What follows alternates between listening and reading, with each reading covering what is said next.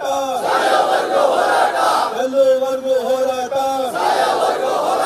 ಬೇಕೇ ಬೇಕು ಬೇಕೇ ಬೇಕು ಬೇಕೇ ಬೇಕು ಏನೇ ಬರಲಿ ಏನೇ ಬರಲಿ ಏನೇ ಬರಲಿ ಹುಸೇನಿಯಾ ಹುಸೇನಿಯಾ ಹುಸೇನಿಯಾ ಯजीदिया यजीदिया आवाज दो आवाज दो आवाज दो माता की बोलो भारत माता की बोलो भारत माता की अमेरिका मुर्दाबाद अमेरिका मुर्दाबाद इजराइल मुर्दाबाद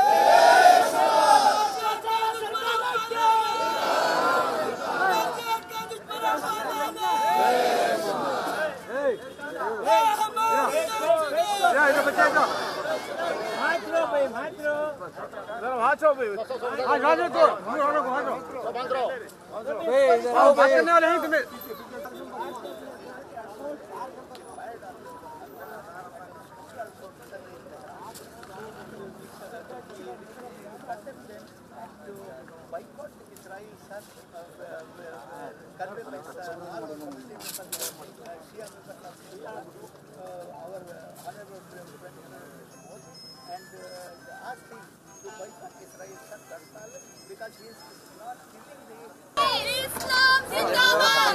Islam Zindabad! Islam Zindabad! Islam Zindabad! Islam Zindabad! America Murdabad! America Murdabad! America Murdabad! Down down! America down down! America down down! Israel down down! Israel down down! Israel down down! Israel Bharat Mata ki वो रहबर था, वो रहबर सिर्फ Iran का नहीं था बल्कि दुनिया के मजलूमीन का रहबर था।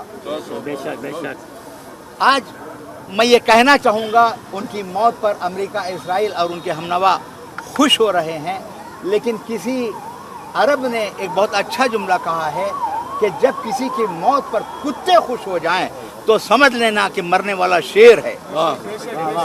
तो मैं हिंदुस्तान की आवाम से ये कहना चाहूँगा कि हम इनके सोग में हैं और हम कंडम करते हैं अमेरिका और इजराइल पर कि ये दोनों मिल करके ये छोटी कौमों को जो माइनॉरिटीज़ में इनको कुचलना चाहते हैं।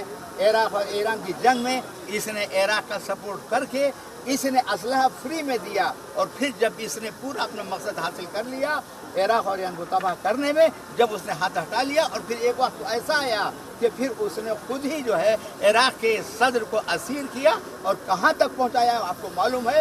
ये जो बातिल ताकतें, जो दूसरी ताकतें उसको सपोर्ट कर रही हैं। अभी चंद महीना पहले यूएई ने कहा था कि हम अपना बेस नहीं देंगे, लेकिन यूएई ने अपना बेस दे करके बता दिया कि हम ईमान वाले नहीं हैं, हम मुनाफिक हैं।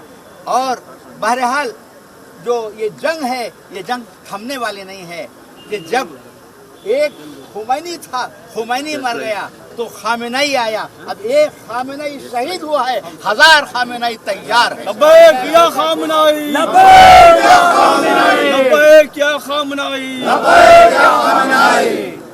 86 साल का बुढ़ा, आप जानते हैं 50-60 साल में लकड़ी टेकने वाला, आज भी वो सुबह 8 बजे से लेकर 4 बजे तक ऑफिस संभालता था।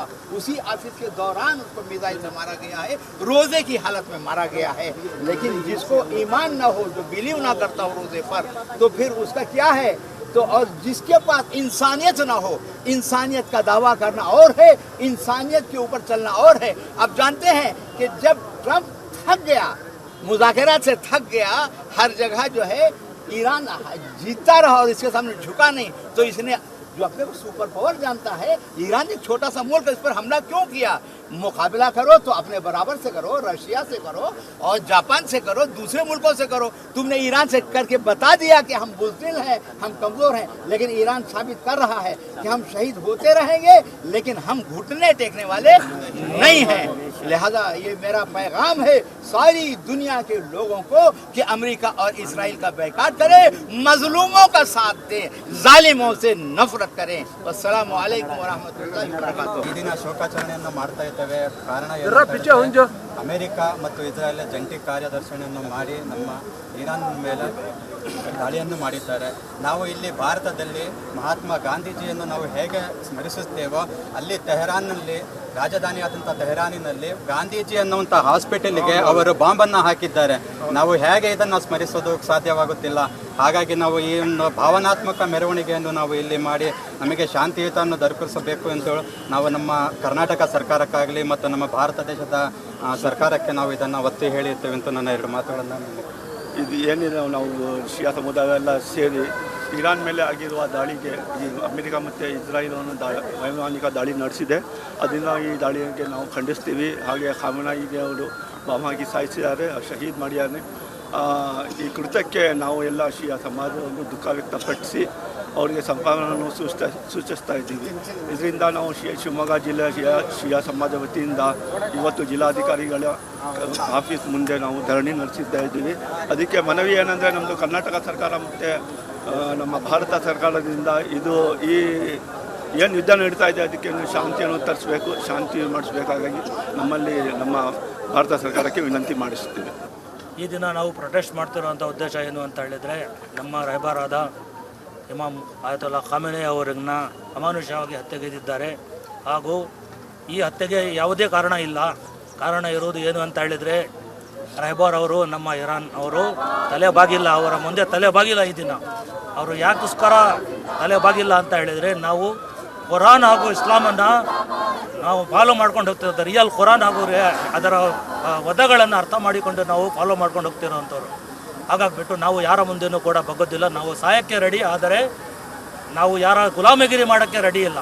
ಹಾಗಾಗ್ಬಿಟ್ಟು ಈ ಗುಲಾಮಗಿರಿ ಮಾಡುವಂಥ ಬೇರೆ ವ್ಯವಸ್ಥೆಗಳಿದ್ದಾವೆ. ಬೇರೆ ಬೇರೆ ಗಲ್ಫ್ ಕಂಟ್ರೀಸ್ಗಳಲ್ಲಿ ಅಮೇರಿಕನ ಗುಲಾಮರುಗಳಿದ್ದಾರೆ. ಅವ್ರ ಗುಲಾಮರು ನಾವು ಸಾಧ್ಯವಿಲ್ಲ ಇದನ್ನು ಮಾಡೋದು. ಇದು ನಮಗೆ ಪಾಠ ಕಲಿತಿರೋದು ನಾವು ಇಮಾಮ್ ಹುಸೇನ್ ಅವರಿಂದ ಕಲ್ತಿರೋವಂಥ ಪಾಠ ಇದು. ನಾವು ಸತ್ತೋಗ್ಬಿಟ್ಟು ಕರ್ಬಲಾಯಿಂದ ನಾವು ಕಲ್ತಿರೋವಂಥ ಪಾಠ ಇದು. ನಾವು ನಮ್ಮ ಜೀವ ಕೊಡೋಕ್ಕೆ ರೆಡಿ ಇದ್ದೀವಿ.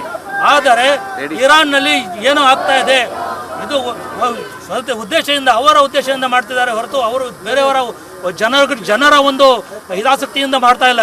ಇದು ಮಾಡ್ತಿರೋದು ಏನಕ್ಕೋಸ್ಕರ ಅಂತ ಹೇಳಿದರೆ, ಪರಮಾಣು ಬಾಂಬ್ ಮಾಡ್ತಿದ್ದಾರೆ ಅಂತ ಅವ್ರಿಗೆ. ನಮ್ಮ ದೇಶದಲ್ಲಿ ನಾವು ಪರಮಾಣು ಬಾಂಬ್ ಮಾತ್ರ ಮಾಡ್ತೀವಿ, ನಾವು ಏನಾದರೆ ಮಾಡ್ತೀವಿ. ಅಮೆರಿಕ ಯಾರು ಕೇಳೋಕ್ಕೆ? ಬೇರೆ ದೇಶದವ್ರು ಮಾಡಿಲ್ವಾ?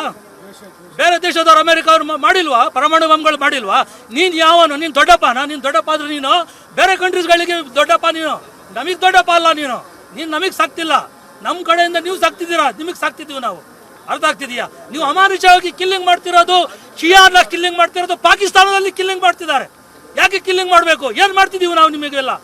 ನಾವು ಯಾರಿಗಾದರೆ ನಮ್ಮ ಪ್ರೊಫೆಟ್ ಹೇಳಿರುವ ಹಾಗೆ, ನಮ್ಮ ಪ್ರೊಫೆಟ್ ಹೇಳಿದ್ದಾರೆ, ಸರ್ ನಾನು ನಿಮ್ಮ ಮಧ್ಯೆ 2 ಭಾರಿ ವಸ್ತುಗಳನ್ನು ಬಿಟ್ಟು ಹೋಗ್ತಿದ್ದೀನಿ.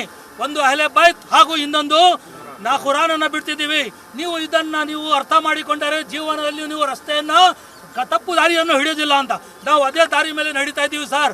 ಹಾಗಾಗ್ಬಿಟ್ಟು ನಾವು ಸಾಯಕ್ಕೆ ರೆಡಿ, ಆದರೆ ನಾವು ಬೇರೆಯವರಿಗೋಸ್ಕರ ನಾವು ಯಾರಿಗೂ ಸಾಯಿಸೋದಿಲ್ಲ ಸರ್.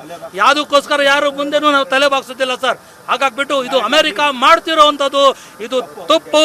ಹಾಗೂ ತುಂಬ ಟೆರರಿಸ್ಟ್ಗಳು ಶಿಯಾನ ಕಿಲ್ಲಿಂಗ್ ಮಾಡ್ತಾರೆ, ನಮಾಜ್ಗಳಲ್ಲಿ ಕಿಲ್ಲಿಂಗ್ ಮಾಡ್ತಿದ್ದಾರೆ, ಬಾಂಬ್ಗಳು ಮಸ್ಜಿದಿಗಳಲ್ಲಿ ಬಾಂಬ್ ಇಡ್ತಿದ್ದಾರೆ.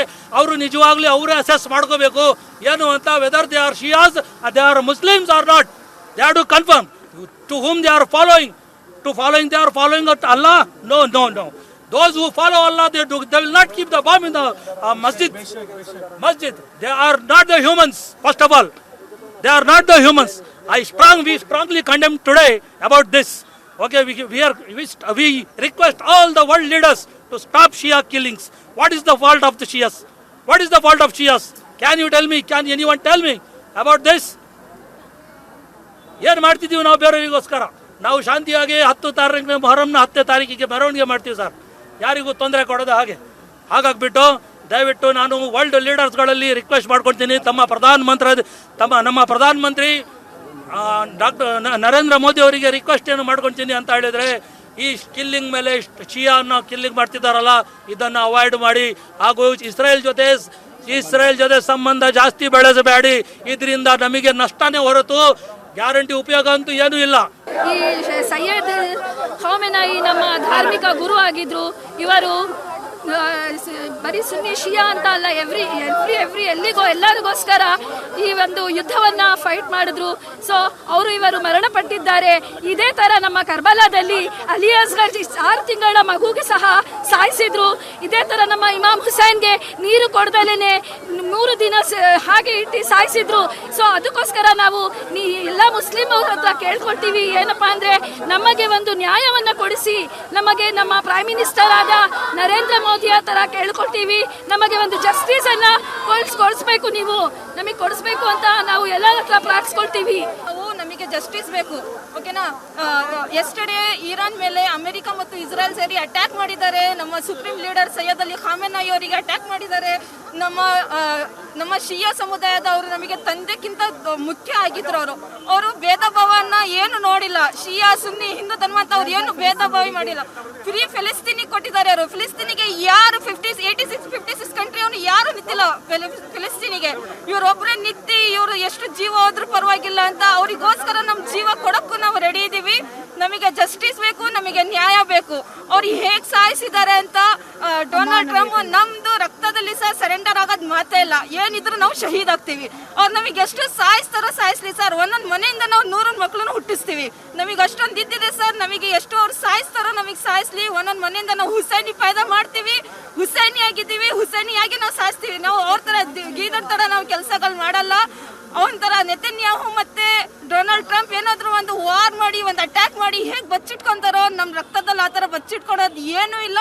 ನಮಗೇನಂದ್ರೆ ನಮ್ಮ ಶಿಯಾ ಸಮುದಾಯಕ್ಕೆ ನಮಗೆ ಅವ್ರಿಗೆ ಹೇಗೆ ನಮ್ಮ ಸುಪ್ರೀಂ ಲೀಡರ್ಸಿಗೆ ಸಾಯಿಸಿದಾರೋ ನಮಗೆ ಆ ಥರ ನಮಗೆ ನ್ಯಾಯ ಬೇಕು ಸರ್. ನಮ್ಮ ಪ್ರೈಮ್ ಮಿನಿಸ್ಟರ್ ಆದ ಶ್ರೀ ಮೋದಿಜಿ ಅವರಿಗೆ ನಾವು ವಿನಂತಿಸಿಕೊಳ್ಳುವುದೇನೆಂದರೆ ಅಂತ, ಈಗ ಇಸ್ರಾಯೇಲ್ ಮತ್ತು ಅಮೆರಿಕ ಸೇರಿ ಇರಾನಿಗೆ ಅದು ಪ್ರಹಾರ ಮಾಡಿ ಅಮಾನವೀಯತೆಯಿಂದ ಅವರು ಖಾಮೆನಾಯಿ ಸಾಹೇಬ್ ಅವರಿಗೆ ಅವರು ಸಾಯಿಸಿದ್ದಾರೆ. ಮೋದಿಜಿ ಅವರು ನಮ್ಮ ಸಾಥನ್ನು ಕೊಟ್ಟು ನಮಗೆ ನ್ಯಾಯ ಒದಗಿಸಿಕೊಳ್ಳಬೇಕೆಂದು ತಮ್ಮಲ್ಲಿ ನಾವು ಹೃದಯಪೂರ್ವಕವಾಗಿ ನಾವು ತಮ್ಮಲ್ಲಿ ಕೇಳಿಕೊಳ್ಳುತ್ತೇವೆ. We are kindly requested to Honorable Prime Minister Mr. Narendra Modi, we want justice.